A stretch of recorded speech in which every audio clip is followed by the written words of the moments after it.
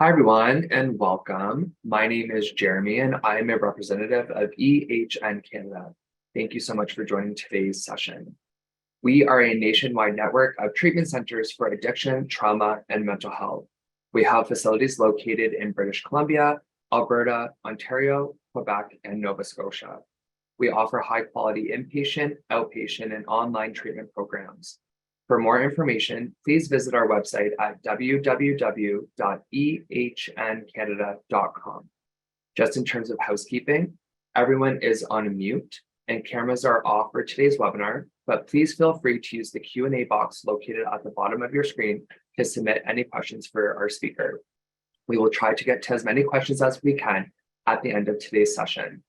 If you are wanting to turn off the chat preview, please click the up arrow located on the right of the chat box and uncheck the chat preview option.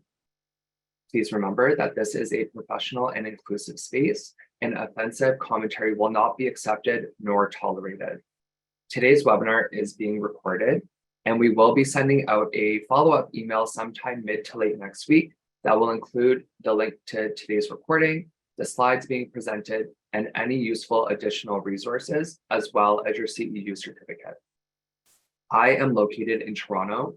Toronto is located on the traditional territory of several nations, including the Mississauga of the Credit, the Anishinaabe, the Chippewa, the Haudenosaunee, and the Wendat people. It is covered by Treaty 13 with the Mississauga of the Credit. Dr. Ayaz is located in Calgary, the traditional territories of the Blackfoot Confederacy, Siksika, Kainai, Piikani, the Tsuut'ina, and the Eyahi Nakota Nations, the Métis Nation Region 3, and all people who make their homes in the Treaty 7 region of Southern Alberta. If you are new to this work and want to find out whose land you are on or grew up on, check out www.native-land.ca. Many more of you may be physically present elsewhere, and I encourage everyone to use the chat function to, where applicable, share whose land you are on. Now, to get to today's session, intersection of sleep and addiction, we have Dr. Tim Ayaz. Dr. Ayaz is currently a staff at the Clare Home Center of Mental Health and Addictions, Harnett Center Psychosis Day Hospital, EHN Sandstone's private addiction treatment center, and a variety of rural mental health clinics. He teaches often at the medical school and residency level and has been awarded multiple teaching awards for his passion. His administrative roles in education include being the clerkship director at the University of Calgary and the scientific co-chair of the annual Alberta Psychiatric Association Conference in Banff. Dr. Ayaz plays goalie for 2 separate ball hockey leagues, and he lives on the acreage in the country with his wife, who is a rural family doctor, and his 5 very young children who love to keep him in constant state of sleep deprivation. Please help me welcome Dr. Tim Ayaz. Thank you so much for joining today. And thank you, Jeremy. And thank you for everybody across the world for joining. I hope it's going to be an interesting presentation for you. I'm an addiction psychiatrist, and so I'm not a sleep psychiatrist or a sleep physician, but the reason I kind of got to this point in terms of really kind of looking into the interaction and intersection of, I guess, addiction and sleep is because so many of my patients who I see with addiction, as well as many other mental health disorders, have a number of sleep issues. And that sent me down a bit of a rabbit hole where I realized how important sleep is in terms of prognosis, in terms of treatment, in terms of even prevention. And so we'll go over actually quite a lot of that today, and hopefully this will be fairly informative for you all. Jeremy did a great job already kind of going over a lot of my kind of work endeavors, you know, really in essence, I'm a clinician, an addiction psychiatrist who does a fair bit of both private work at the Edgewood Health Networks as well as public system work here in Alberta. I'm the section chief actually responsible for addictions in the Calgary area and south of Calgary. And so it keeps me fairly busy in terms of an administrative portfolio and among a lot of educational kind of hats I have as well. In terms of my disclosures, I have received honoraria and been on national advisory boards often for a different number of pharmaceutical companies, including AbbVie, Otsuka, Eisai, Janssen, Lundbeck, and Shire/Takeda now in the last 5 years. I've also accepted a grant from Eisai Pharmaceuticals, and so I do talk about one of their medication today, more as a class effect, but because they're the only one with orexin antagonism, that I just wanted to give full disclosure there as well. So this is the agenda for today's lecture. I'm happy, however, to go on tangents. Many of you who I see actually on the list today know me as a lecturer. I do go on tangents often when I find something's kind of interesting, but I will try to keep on time today because I know this is kind of at the lunch hour for a lot of my Eastern kind of colleagues. And so what we're going to do today is we're going to explore the bidirectional link between substance use disorders and sleep disturbances. There actually is an influence both ways in terms of substance use disorder can affect your sleep. But on the other side, sleep disorders can actually affect I guess, proliferation and outcome of substance use disorders. We'll also discuss the neurobiological basis of kind of individual substances, so such as alcohol, cannabis, and opioids, as stimulants and their effect on sleep. And we'll talk about some effective treatment strategies to assist stabilization in this population. Let's start with just some basic information about sleep. So this is called sleep architecture. What actually happens during that state of non-wakefulness? Is our brain fairly dormant? Actually, no. Interestingly enough, while you sleep, your brain actually is more active in the majority of the parts of your brain than actually while you're awake. Your brain is buzzing with activity while you're asleep. So let's start with the two different types of sleep that we're aware of. There's non-rapid eye movement sleep, which is essentially, starts off as kind of light sleep, which can comprise about 5 to 50% of your total sleep respectively, depending on everybody's individual sleep architecture. And then that falls into what we call deep sleep, also known as slow wave sleep. Now, the slow wave sleep is really responsible for really doing quite a lot of things in our body. It actually augments kind of a lot of immune processes, a lot of things to get rid of waste. Interestingly enough, a lot of the waste it actually also gets rid of is in your brain, called the glymphatic system. And a lot of the toxins it actually removes in your sleep is actually probably responsible for kind of prophylaxis or continuation, I should say, of really proper mental health and actually feeling well rested, having your mood and anxiety in check. And this compromises about 20% of your total sleep. Another interesting kind of tidbit there too is one thing it does is it actually helps download a lot of things in your hippocampus, which is responsible almost for like your short-term memory. Think of it as maybe an analogy of a USB stick. And what it does then is it then takes it from there and puts it into the hard drive of your frontal lobe during that time, during these things called sleep spindles in your slow wave sleep. And that actually then helps in terms of memory retention, which is one reason why I tell a lot of my medical students and medical residents, so psychiatrists in training and family docs in training, not to do all-nighters before an exam, because really you consolidate so much of your memory while you're asleep into long-term memory. Now, in terms of rapid eye movement sleep, this is actually the stage of sleep associated with vivid dreaming. Also believes to play a role in memory consolidation. In fact, actually, not only does it help consolidate those memories and kind of download them, I guess, but also it actually helps take a lot of those memories and then kind of figure out creative kind of things to manipulate them in a way. So that's one reason why, a lot of people, when they actually have some sort of problem in their life, or they can't figure out maybe some kind of like question or kind of dilemma, when they actually get a proper night's sleep, what the brain does is it actually takes a lot of those memories and issues and problems and actually even sometimes forms creative solutions to them. And that's why when you wake up in the morning, you're like, oh, actually, now I know how to kind of solve this issue or problem. And so it's really fascinating in terms of what rapid eye movement sleep does as well.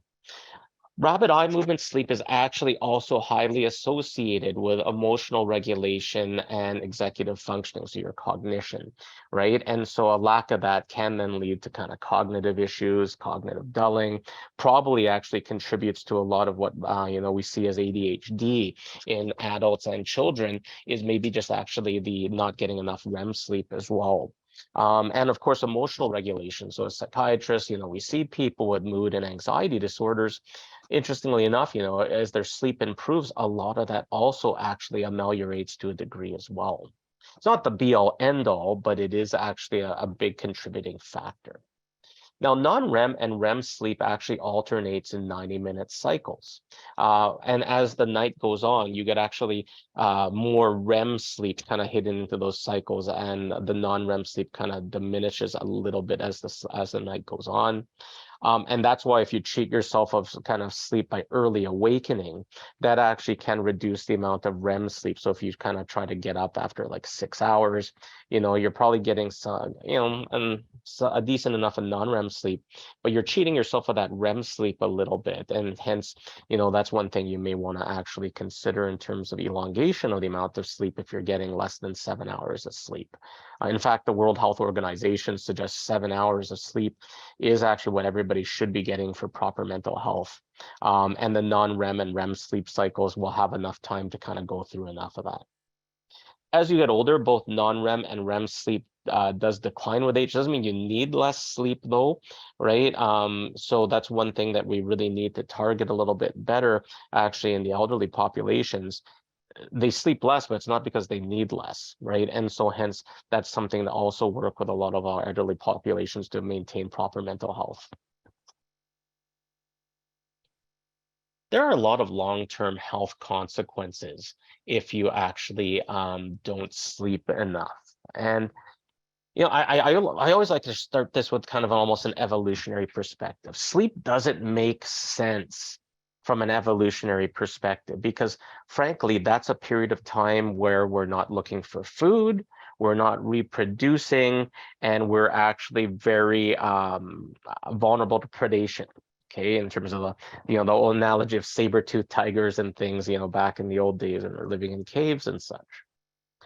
So from an evolutionary perspective, it doesn't make sense that sleep has persisted throughout kind of time. In fact, actually, pretty much all species of animals do have a period where they need to sleep, right? And so it's not just in human beings, pretty much every living organism or animal organism actually needs a resting period. So there's obviously something really important if it's been maintained all these years to sleep, as opposed to, just something that is just a state of, like I said, non-consciousness that's inconsequential. When you actually look at kind of the long-term health risks of disordered sleep, that actually then suggests this is probably what it benefits, because these things happen when people don't sleep enough. So we do know that anxiety and depression actually go up a lot. In fact, actually shift workers have some of the highest percentage of anxiety and depressive disorders. Substance use disorder, which is obviously something that I have a vested interest in terms of my job, actually has a huge, there's a huge influence on sleep and development of substance use disorders and relapse parameters. Suicide. It is well known that insomnia is one of the major risk factors for completion of suicide. One of the biggest experiments societally that we have in the majority of all our industrialized nations is the concept of daylight savings time, where in essence we do a huge sleep experiment twice a year, where we lose an hour of time, and that usually then for people, the consequence of that is usually losing sleep. And then we gain an hour of time once a year, and usually that actually contributes to a little bit more sleep for everybody. And interestingly enough, this actually has really interesting and fascinating health consequences on a societal level for the few weeks following daylight savings time. For the time where we lose an hour of sleep, daylight savings time actually increases completion of suicide by more than 6.25% for the few weeks actually after. Scary enough as well, not just with mental health, in terms of cardiovascular risk, the risk of heart attacks actually goes up by 24% the day after people lose that hour of sleep, which is both fascinating and frightening. Interestingly enough, though, when they get that extra hour, the percentage of people presenting with cardiovascular risk and issues goes down by 21% after that gaining the hour. So, for a lot of us working within kind of this field, like the whole concept of daylight savings time, I don't actually really like because of these potential health consequences. I also didn't add their traffic accidents go up a fair bit also, the 2 to 3 days after daylight savings time of losing the hour as well. In terms of actually all their long-term health risks of disordered sleep, it's well known that your risk of dementia goes up for people that have long-term poor sleep. Ronald Reagan, I don't know if you remember him. I'm showing my age here a little bit. He was a president in America for many years. And at the same time, I believe Margaret Thatcher, around that same time period, was the prime minister of the UK. And they prided themselves on not sleeping. Look at me, I'm a diligent worker. I only, I care so much about my job, and they probably did. And they only slept like, documented probably about between, 4 to 6 hours per night. And both of them actually, unfortunately, went into early onset dementia, right? And we do know that part of what happens there is you're not clearing out quite a lot of those those toxic proteins I mentioned with the lymphatic system with proper sleep. And they accumulate these tau proteins and things, and they actually then will predispose you towards dementia. There's also well known that disordered sleep affects your insulin resistance, makes you more prone to type 2 diabetes. Obesity, actually, interestingly enough, for those patients of yours that are kind of struggling with their weight, they should actually be aware, though, that if their sleep is disordered, that actually contributes to weight issues as well. And there's actually some really kind of interesting kind of theories as to like we know it happens, but in terms of the theory as to why. Part of that probably has to do with when you're not sleeping enough, your body then goes into this mode of thinking that it's and actually flip side as well, if you're kind of not eating enough. So these are people with intermittent fasting. Your body actually will then go into this state of insomnia where it needs to seek out food. And then it seeks out kind of high caloric food and kind of bad food choices in terms of junk food a lot more, right? When you're not sleeping enough. And on the flip side, if you're not eating enough, your body then actually won't let you sleep because actually back in kind of evolutionary time, if you're not eating and there's not enough food, your body will cut back on sleep. So then you have more time to look for food in the surrounding area and cover more ground. So there's a lot of kind of interesting theories as to why, but we do know that sleep issues do contribute to obesity as well. And you know what? It's not just in adults where it actually affects your health. Actually, when you look at kind of child and adolescent populations, increased sleep is actually associated with much more mature empathic responses in preschoolers. And this is actually also replicated in healthy adults. One fascinating study actually showed that the less you sleep, you're actually more prone to racist kind of thoughts in terms of kind of, segregation and thinking, this kind of race versus kind of, another, and seeing kind of more differences as opposed to similarities, which is actually fascinating. There's 2 separate American studies actually displayed that a reduction in motor vehicle accidents, or collisions, I should say, occurs in adolescents by 60 to 70%. That's huge. When they actually just started the school day 30 or 60 minutes later, respectively. As a kind of comparison, I think anti-lock brakes actually reduced collisions by about 20%. And that was considered like a huge kind of accomplishment, and it is. This is actually huge in terms of what it can actually do in terms of motor vehicle collisions, especially for our young kind of populations. Longer sleep time in children has actually also been associated with higher IQ scores and better grades. And so they weren't sure, is that just a correlation versus like an etiological effect? So then what they did is they looked at identical twin studies, and the better sleeping twin almost always had higher scores on all standardized educational tests. SAT scores rose dramatically in schools when they just changed the start time to 40 minutes later. So really it comes down to, it's not just beneficial, I believe, for adults, but also for children and adolescents. So let's maybe get down to kind of the kind of primary objective of this presentation and why I kind of went down this rabbit hole. So substance use and its effect on sleep. So obviously substance use will affect the time it takes to fall asleep, the ability to stay asleep, and the quality of sleep. And I say obviously because I guess I've seen so many of my patients who've been in the who present with addiction and treatment with all these sleep issues prior and even actually in the early parts of treatment as well. Addiction can contribute to insomnia, sleep apnea, and circadian rhythm disorders. In fact, nearly 70% of patients admitted for detox report sleep problems prior to admission, so while they were using. Long-term abstinence can reverse sleep problems, but it's actually longer term than many of you probably think. And I actually learned a fair bit that the changes to sleep architecture aren't something that get better within days or even weeks.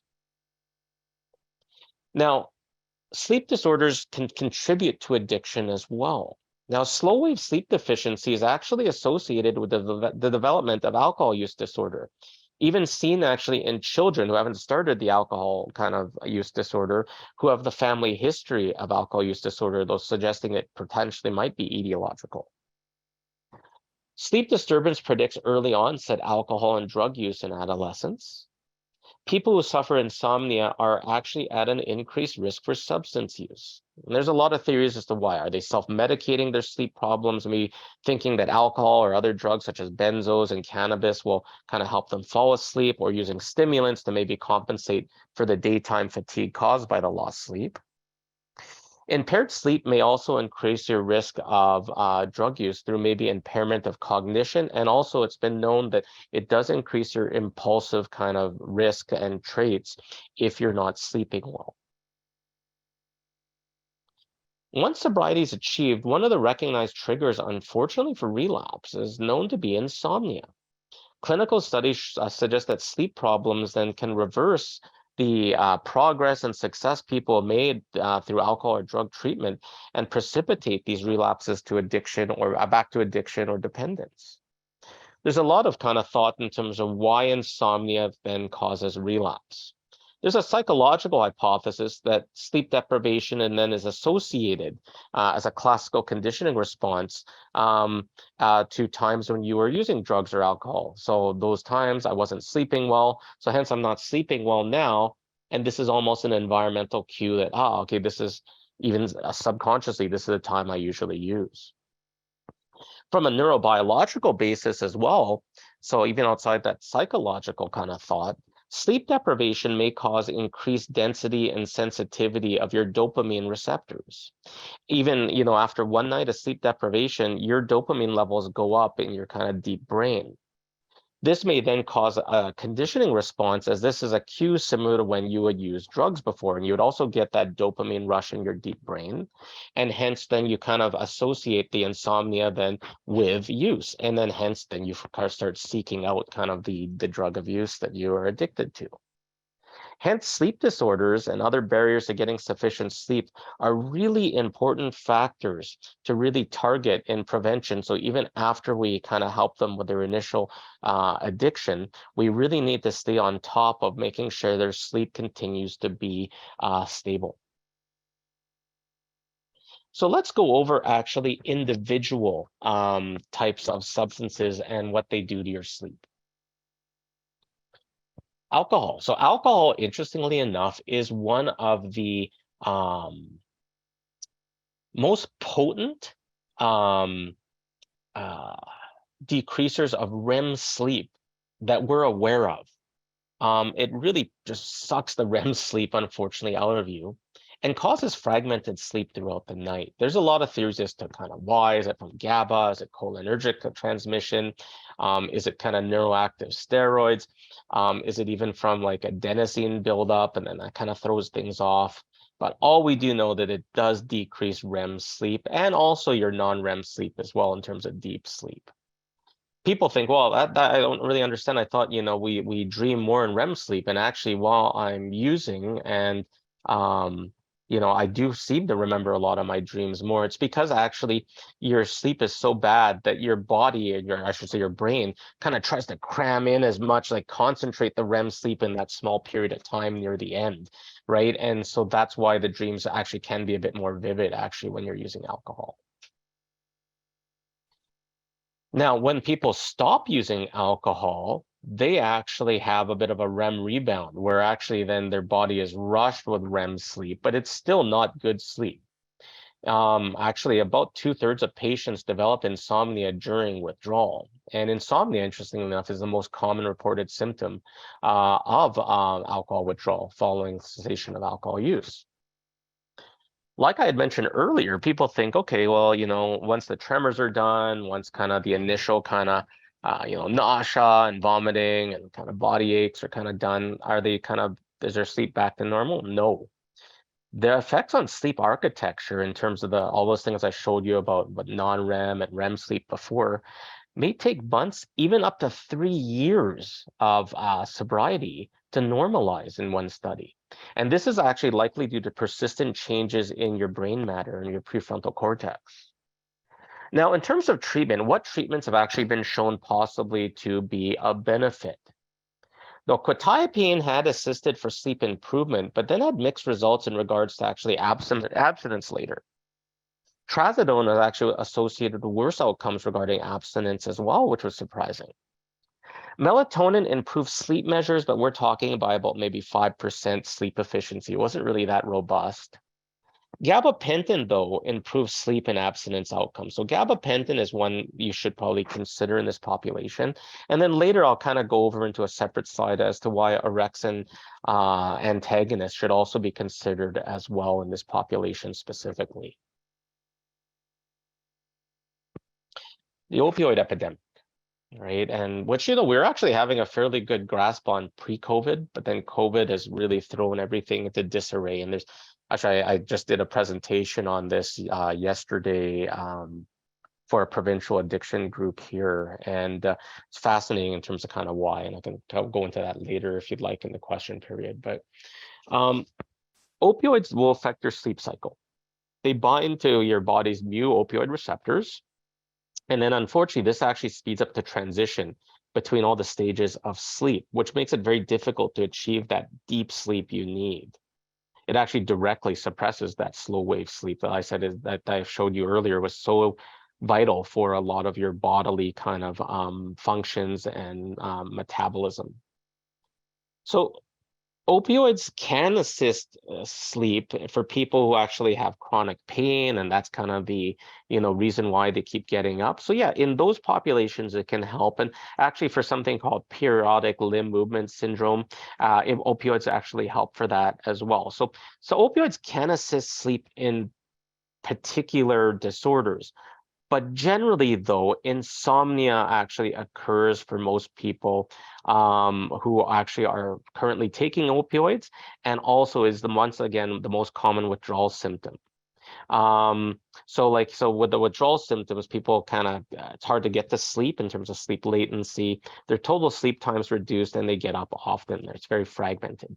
And even people that aren't withdrawing, people with chronic opioid use, once again, it's hard for them to get to sleep. It's very fragmented, not very efficient sleep. Like I showed you earlier, because it speeds up your transitions, and their total sleep time is decreased as well. And similar to alcohol, sleep problems, once abstinence is achieved, can last up to several years for people. So then we're kind of, a lot of the research was kind of looking at, well, are there certain medications, especially with opioid agonist therapy, that we use a fair bit because it has great evidence to help for people with opioid use disorder? What actually kind of helps for sleep? Interestingly enough, naltrexone, which isn't an opioid agonist therapist, it's an opioid antagonist on its own, actually did better than Suboxone to help them sleep better. In fact, sleep complaints correlated with higher doses of Suboxone and methadone, right? And so, kind of think about that too in terms of, when you're kind of pushing the dose, their sleep may get worse, and that's something that you also have to balance out there as well. Methadone can also worsen kind of sleep disordered breathing, like sleep apnea, and up to 30% of your patients, especially those who are obese or overweight. It was thought that Suboxone wouldn't have that kind of issue, but it also actually worsened hypoxemia and sleep disordered breathing, and which was surprising because in theory it doesn't have a direct effect on respiratory drive. That's one reason why we kind of prefer it often for our patients because it has less overdose risk, but also can actually still affect your sleep negatively. When you kind of look at all the medications for benefit here, amitriptyline was really the only thing that actually showed some evidence in the treatment of opioid withdrawal insomnia. Stimulants. I put a picture of Sigmund Freud here because the father of psychodynamic psychotherapy, because he, interestingly enough, was also a high prescriber of cocaine. He actually thought cocaine was a really useful therapeutic modality. In fact, he probably caused the first episode of a stimulant-induced psychosis when he treated a physician colleague of his with ample amounts of cocaine, and then this person became quite psychotic. So cocaine and amphetamines, of course, affect your sleep cycle. They have a direct effect on the neurotransmitter dopamine. They pop up a lot of this excitatory neurohormone dopamine, and then this actually of course makes people feel transiently kind of increase their mood, and of course satiates this reward feeling, but also affects alertness, which of course would then be tied to your sleep cycle, where you cannot sleep with sleep fragmentation, your efficiency is poor, it's hard to get to sleep. Insomnia, of course, is one of the main reported symptoms among stimulant users. No-brainer there. Stimulants also acutely repress REM sleep. So not only is that dopamine drive there, it also sucks out the REM sleep. And once again, these deficits last for weeks to months, even after abstinence is achieved. And I thought actually be responsible for the number of cognitive performance deficits people actually have for months actually following abstinence, achievable of abstinence. There is some evidence that modafinil, which is this really fascinating non-stimulating stimulant, so it doesn't have this direct effect on dopamine, and we actually often use it in things like narcolepsy, has some evidence of benefit in correcting sleep abnormalities associated with cocaine. The only issue, though, with modafinil is it's pretty pricey, and it's only covered on the public dole if you kind of have a known history of narcolepsy. Cannabis. This is something that comes up a lot for addiction practitioners. Marijuana does affect your sleep cycle by the direct effect actually on cannabinoid receptors. These receptors are part of your body, has all these endogenous kind of receptors called your endocannabinoid system that also influence your body's sleep cycle. Intoxication can be sleep promoting in terms of it does decrease the amount of time it takes to get to sleep.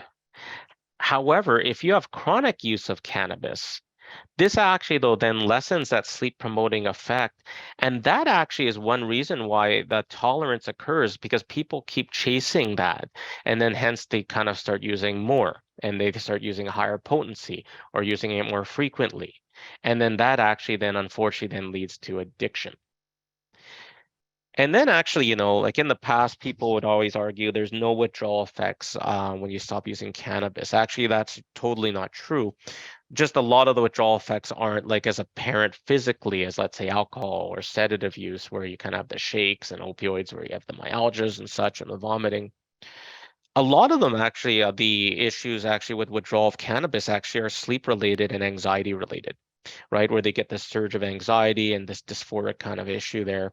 But also they have the insomnia with very poor sleep quality and very vivid dreams. And that occurs in between a third to 2/3 of your patients, or actually 3/4, in fact.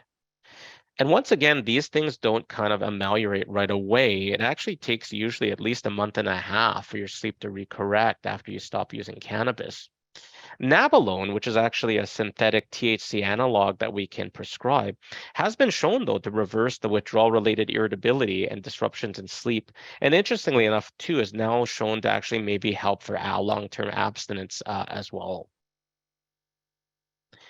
So then you kind of get, is cannabis then a treatment for insomnia? And because like I said, subjectively at first, it does help people sleep.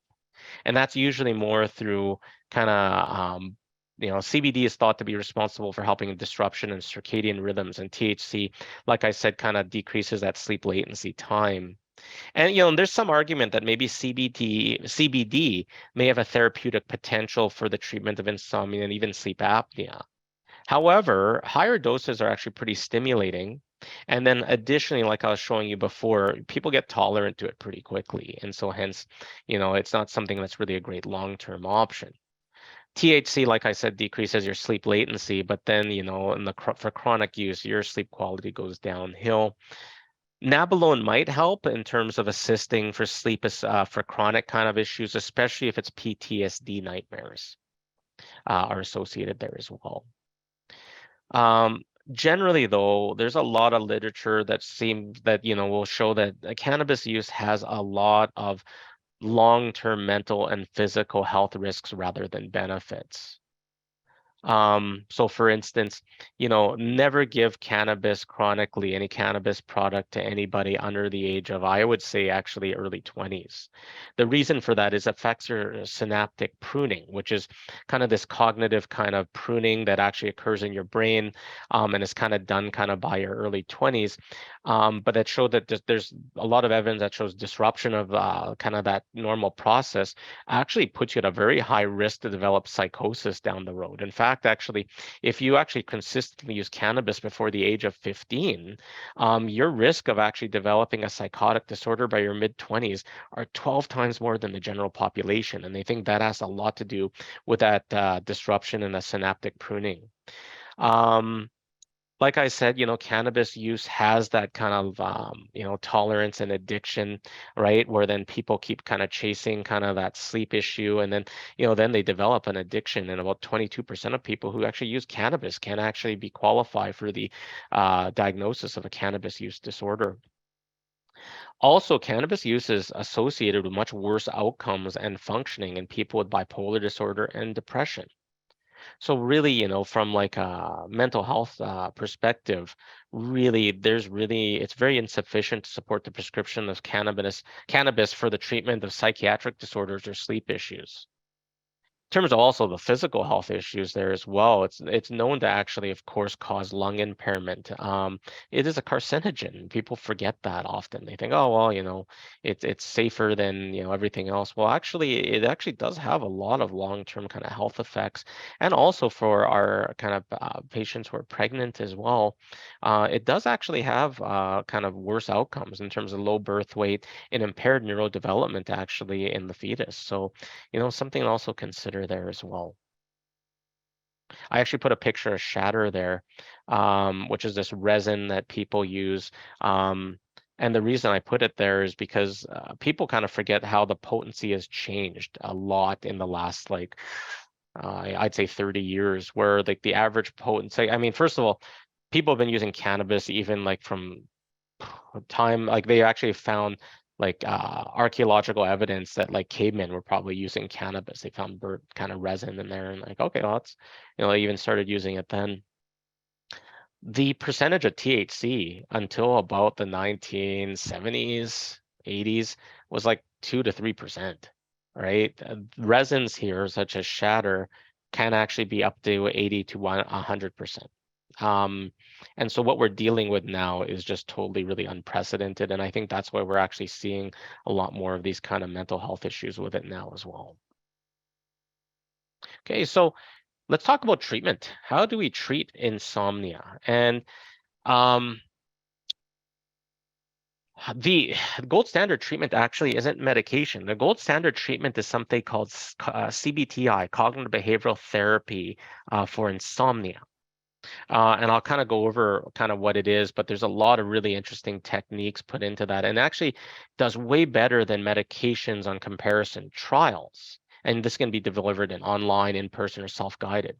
However, though, medication, especially if you pick a safe kind of effective medication can actually be used in conjunction with the CBTI, as it may produce faster improvements in sleep than CBTI alone. And also some patients aren't willing to do kind of cognitive behavioral therapy, and that's kind of then your only option then too. Now, sleep hygiene is an integral part of CBTI, right? I'd say that as well as the sleep restriction are really the two most important parts of it. So sleep hygiene, of course, means that people have to have a consistent kind of sleep schedule.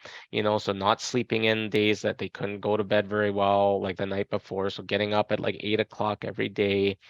And I say, exposure to bright light during the day as well. So making sure like, you're awake during daytime hours, and so not napping very much, and then asleep when the sun is down.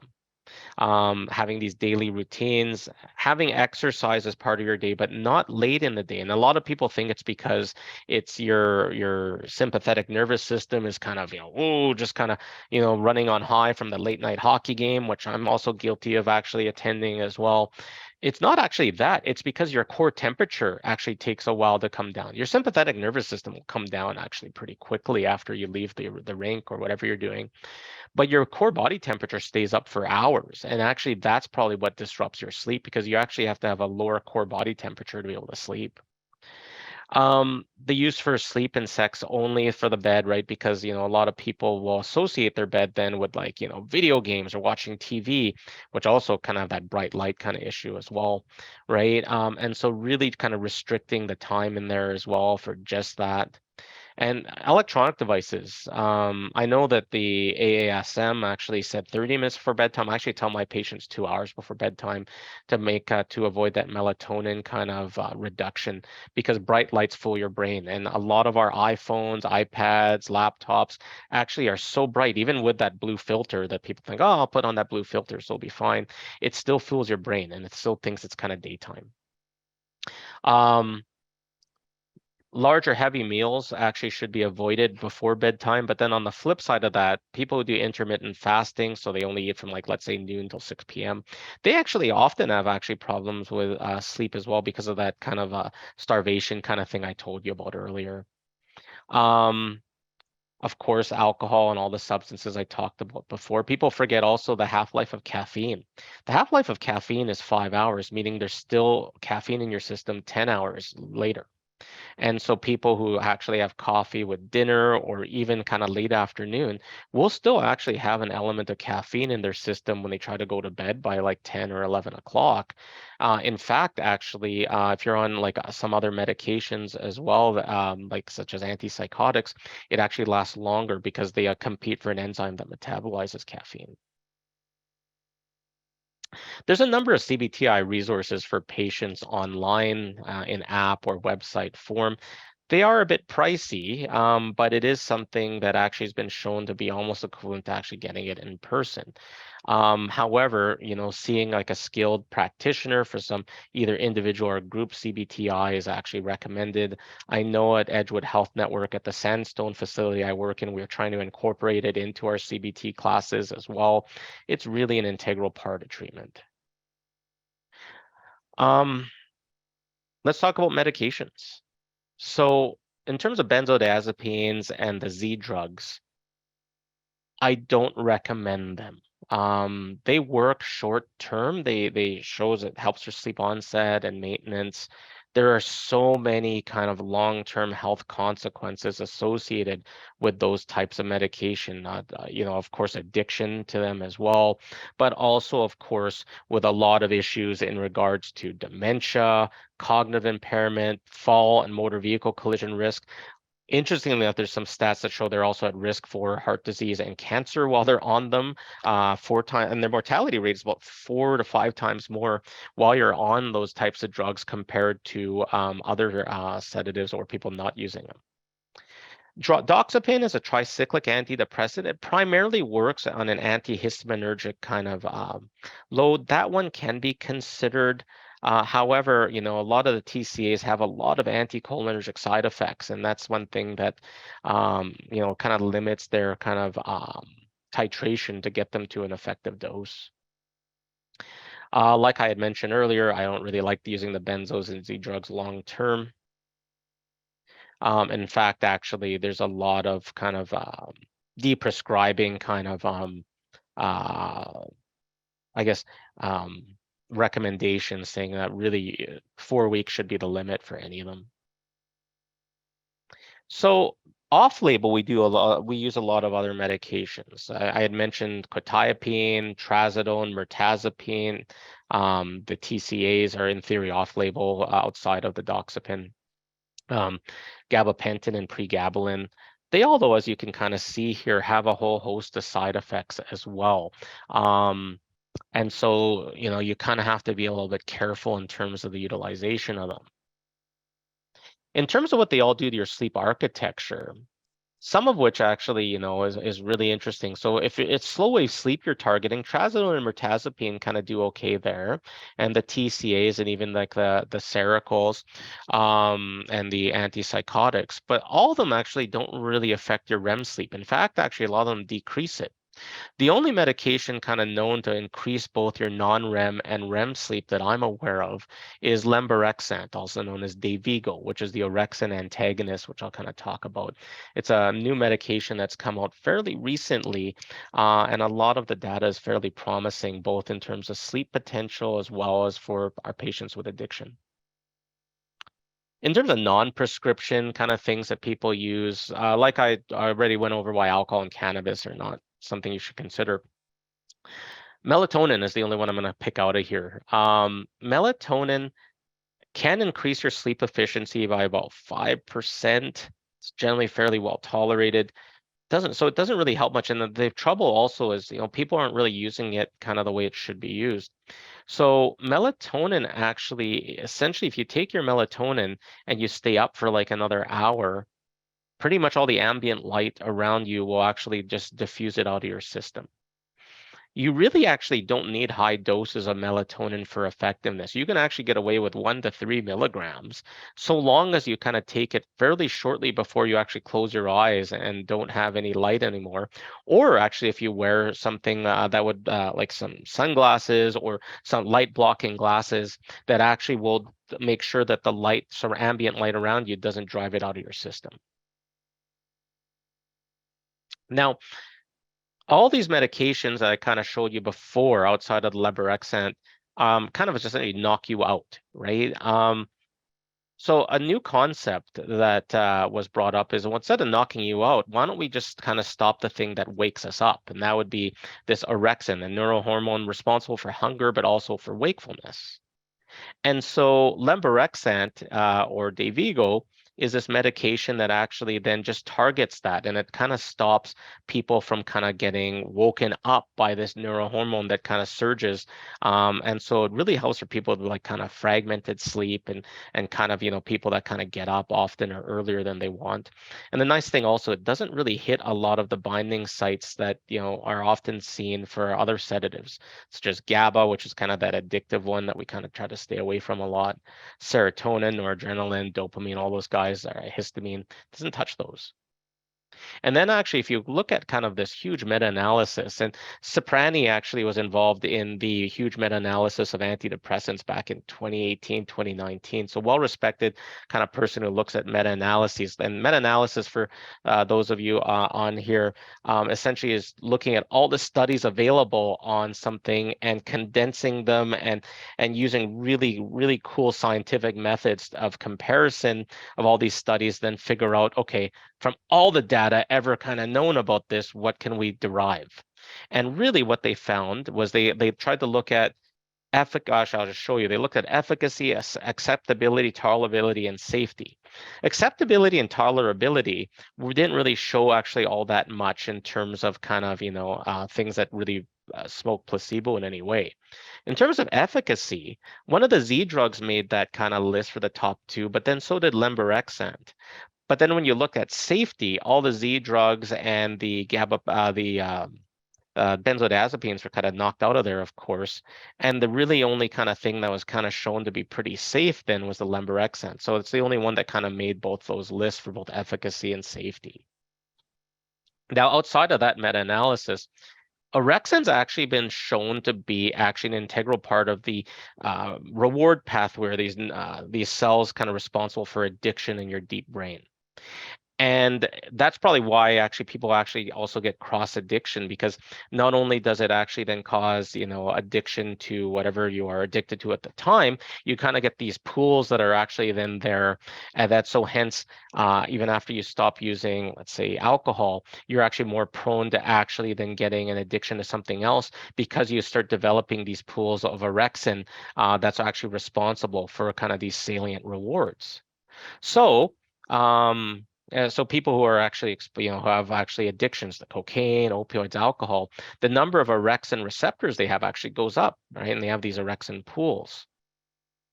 So then the thought is, if we block kind of orexin, will that actually help for addiction?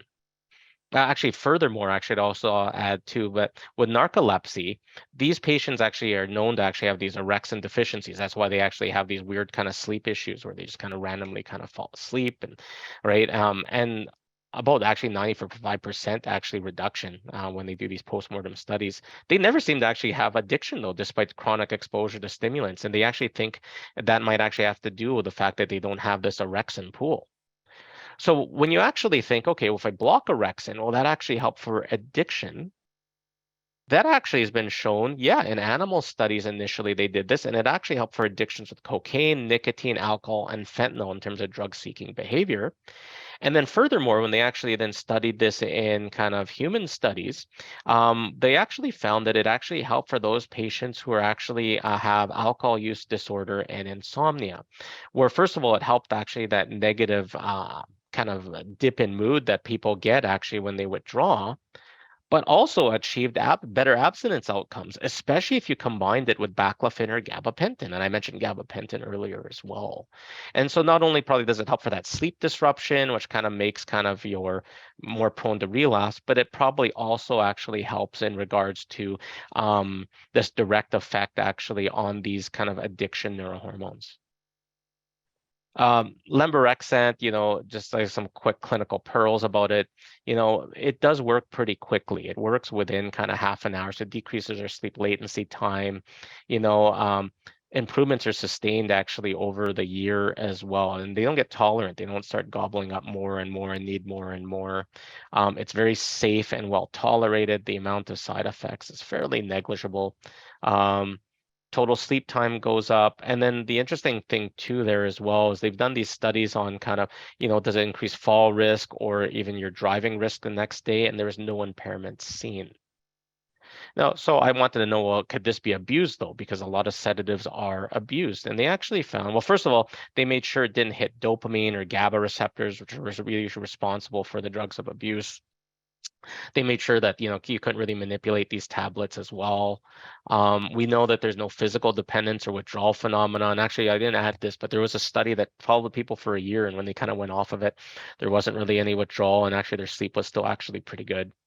Um, they If patients will have a history though of sedative use disorder, they can actually use more of this than prescribed, right? And so that is something that can happen. So if we still use it a lot to get people off of the sedatives that they were abusing. However, you still have to monitor them on it after just to make sure that they don't run short on this.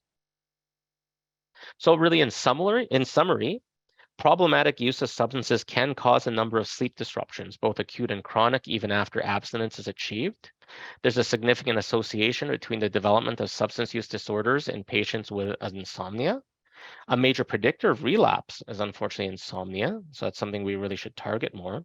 Treatment of sleep disorders occurring in addiction really should include CBTI, but there's also specific pharmacologic options to consider that are actually more effective and safe than which was shown in this recent review. And your endogenous orexin system is now recognized to play a significant pathway in the development of addiction. So hence, the use of orexin antagonists in this population may assist for both the insomnia frequently seen, but also can potentially mitigate subsequent relapses. And these are a picture of my 5 kids at one point when they're cute little babies, all falling asleep at one point. And just a quote from the Dalai Lama there: "Sleep is the best meditation." And then I usually end with a picture of our one-eyed rescue dog, Popeye. So Yeah, I'm happy to take questions. I apologize for going 55 minutes instead of 50, but I'm happy to stay an extra like 10 or 15 minutes for questions today, Jeremy. All good. Thank you so much. Just to kind of sum it up, Dr. Ayaz, you're the real deal is one of the comments in the chat. So I think a lot of people really benefited from the session today. So thank you so much. Yeah, just to get into some questions, we do have, you kind of like spoke about like sleep patterns, obviously, and lengths and everything. So one of the questions is, how much sleep is too much sleep? That's a great question, right? Generally, we don't run into that very often because the majority of the population gets too little, right? The average sleep that people actually have society-wise went from about 7.5 hours 20 years ago, 25, 30 years ago, and now slowly went down with each decade, and we're now sitting at, I think, 6.25, 6.5. The World Health Organization really says you need at least 7. And saying too much sleep, I guess that's dependent on the person, but really the minimum is 7 to 8 hours, right? And people think, is that too much? No, that's actually what they say is healthy. And so 7 to 8 hours is what people should be getting, I guess, as a first benchmark in terms of what's too much. In terms of too much though, like, there are some studies that show that maybe getting 10 to 12 hours might have some negative correlations with health, but then that's a little bit clouded too, because a lot of them have kind of comorbidities and like medical comorbidities that make them sleep that much, and so that's not really that clean there either to say, well, it's because of the sleep. Well, no, it's because they have like a terrible kind of disorder that makes them sleep this much, and that's probably why they have worse kind of comorbidities and health kind of outcomes later.